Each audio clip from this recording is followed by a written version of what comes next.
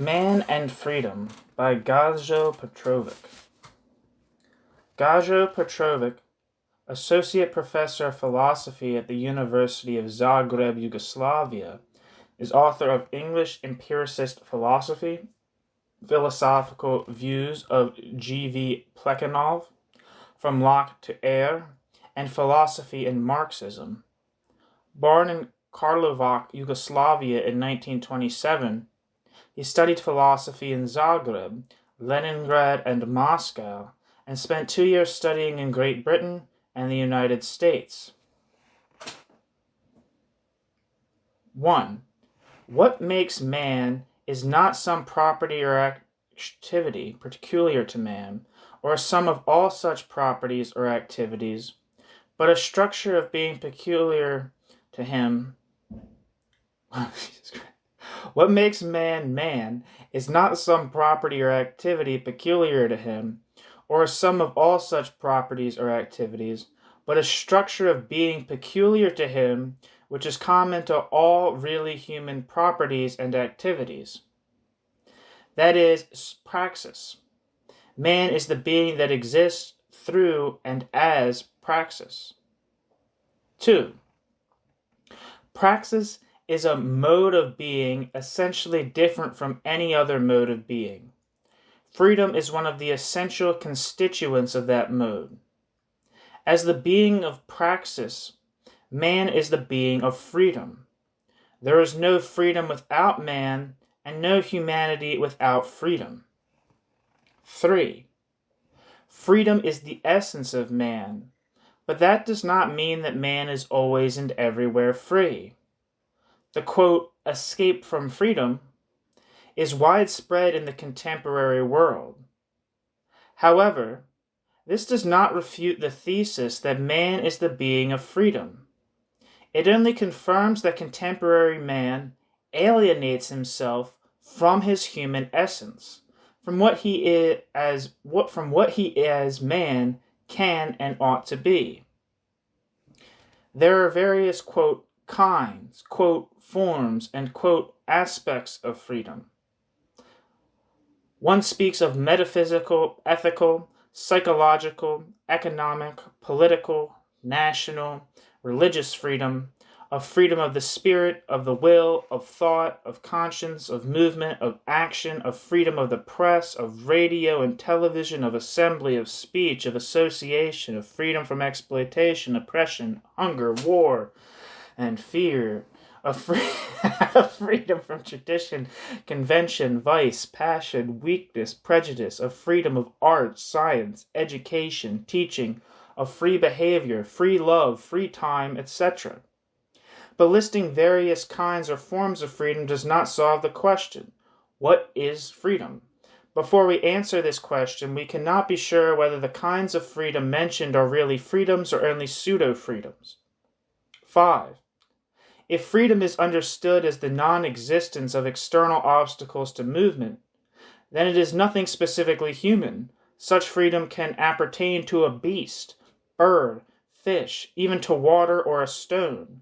But freedom is not the absence of external obstacles, more generally, the sum of the external conditions under which something exists. Freedom is a specific mode of being peculiar to man. 6. If freedom is conceived as the knowledge and acceptance of fate, destiny, universal necessity, then freedom is only another name for voluntary slavery. But freedom is not passive submission or adaptation to, quote, external or, quote, internal necessity. A free action can only be one by which a man changes his world and himself. 7. Mere intensity of activity, or the degree to which activity has proved successful, is by no means a measure of freedom. Even the most intensive and successful activity, if it is determined from the outside, is not free. Disciplined soldiers, obedient employees, well-paid policemen may be extraordinarily active and successful. Nevertheless, their activity is anything but free, An action is free only when a man determines his deed by himself. 8. However, not every activity which is determined, quote, from within is free.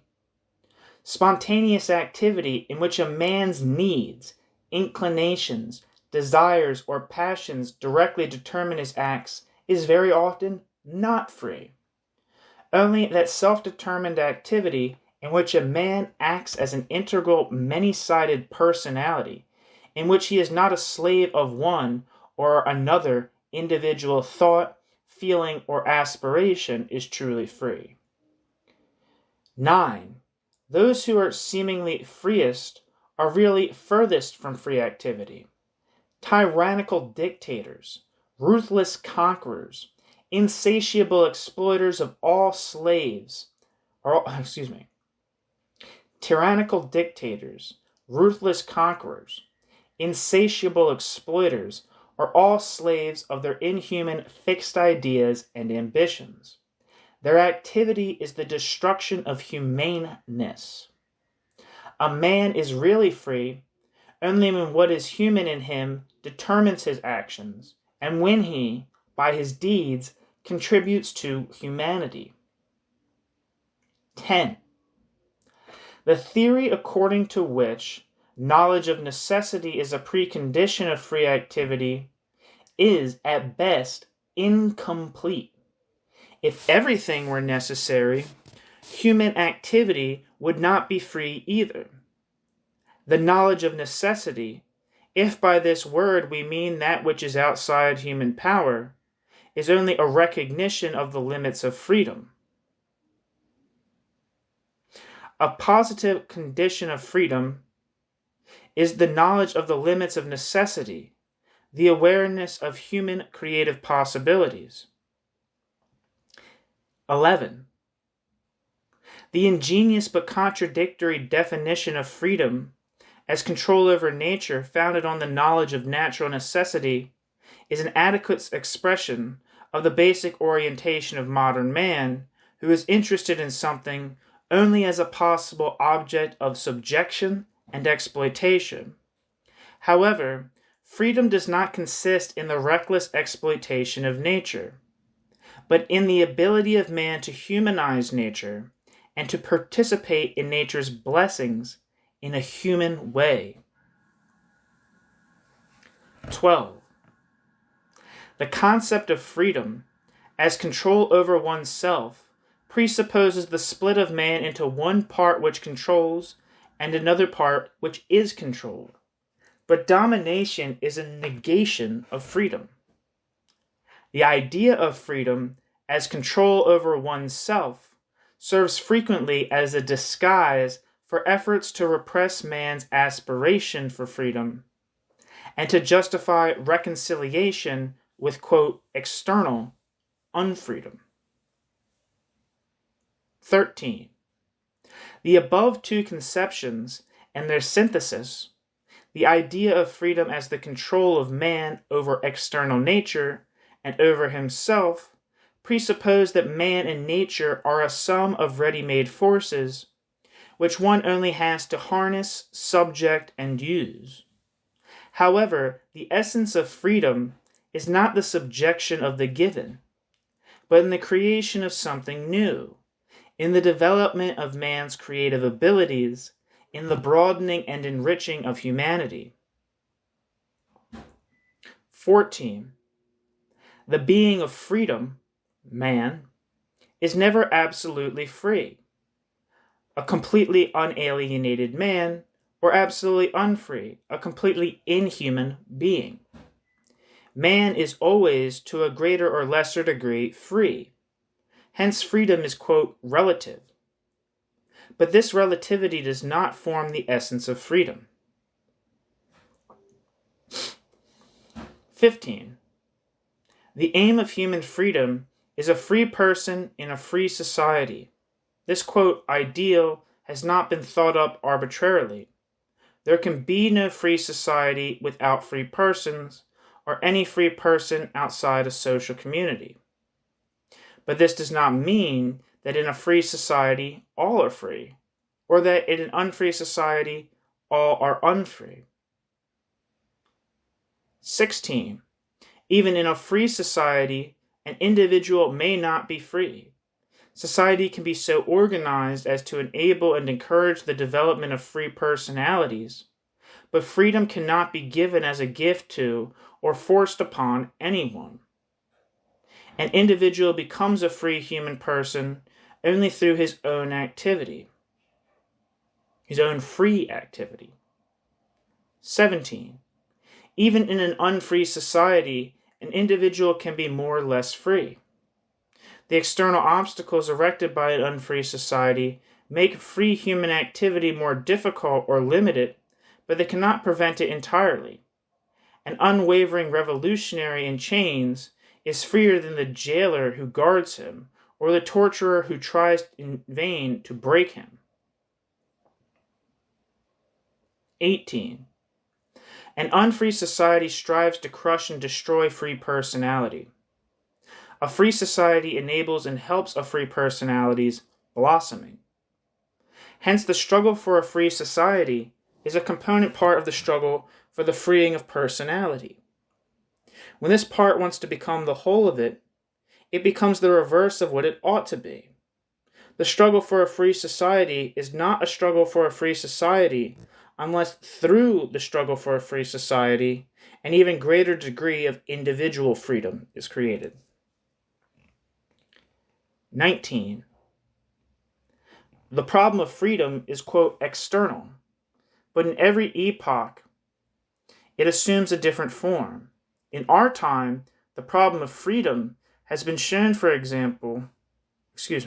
in our time, it has been shown, for example, that a free society is not created merely by the, quote, expropriation of the expropriators, end quote, or merely by raising of living standards, or by a combination of the two. In a society free from which exploiters have been eliminated, in a society from which exploiters have been eliminated, man's freedom is threatened by the means by which he communicates with nature and with other men, technology, and by the social forms in which that communication takes place, social organizations and institutions. The question of freedom faces us today primarily as a question of the freedom with socialism, and as a question of freedom with technology.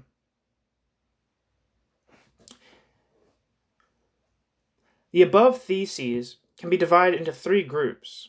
Theses 1 to 4 are introductory.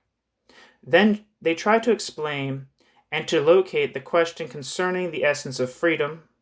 Theses 5 to 14 are central. They attempt to answer the question raised. Those in the third group, 15 to 19, are perhaps the most important. They discuss an essential aspect of the question, an aspect with far-reaching consequences. I begin with a few summary statements on man and praxis. The first two theses are very incomplete. I have said more about the subject elsewhere. That I start from man and praxis is to show how the question of freedom inevitably emerges when one wants to solve the question of man. In trying to elucidate the sense of the question of freedom, I criticize the view that the question can be answered by a classification of the forms of freedom or by a description of the development of freedom. I also reject the view that it can be solved by a linguistic study or simply by preaching. The question of freedom is first and above all the question of the essence of freedom. So what is most important in Theses 1 to 4 can be expressed briefly. The question of freedom is an essential part of the question of man, and the question of the essence of freedom is the central part of the question of freedom. The question of freedom is an essential part of the question of man, and the question of the essence of freedom is the central part of the question of freedom.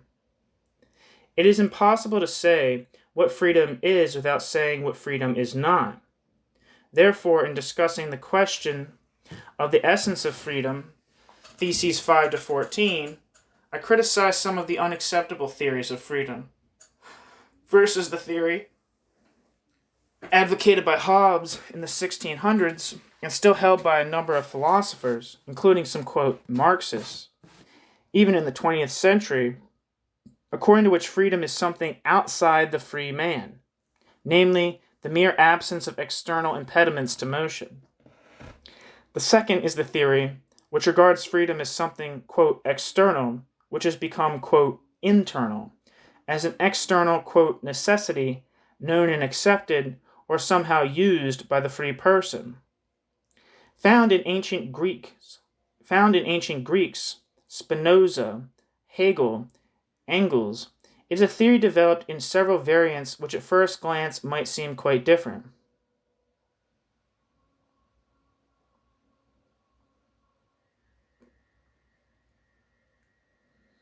Compare, for example, quote, freedom is the knowledge of freedom is the knowledge of necessity, end quote.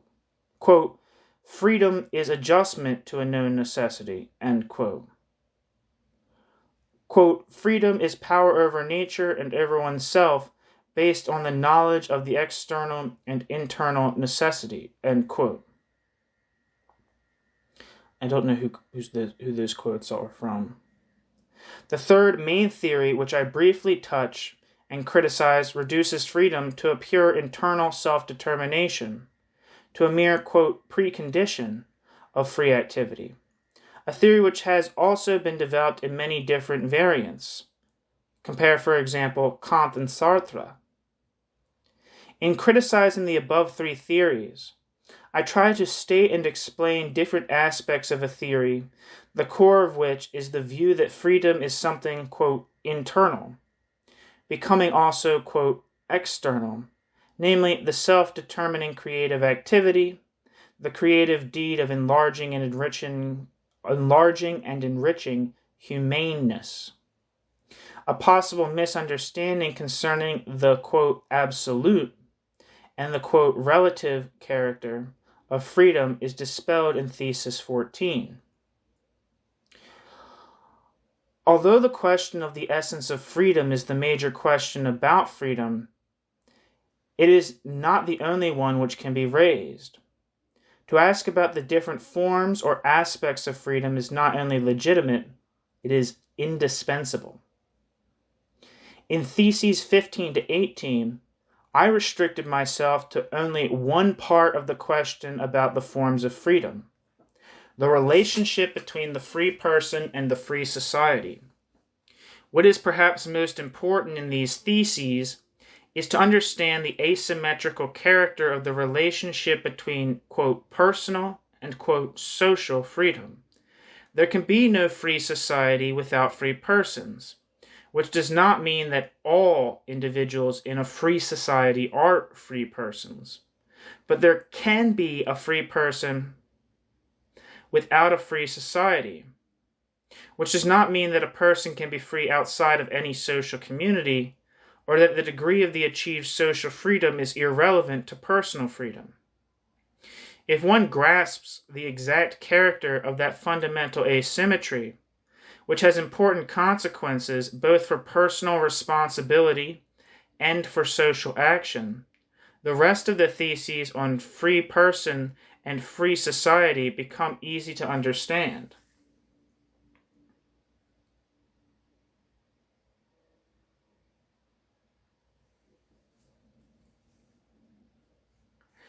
The concluding thesis, 19, touches the difficult aspect of freedom as a, quote, external and, quote, historical problem. It serves as a concluding remark here. It could serve as an introductory remark elsewhere. For example, in a text on freedom today. There is no mention in the theses of the thinker who mainly inspired them.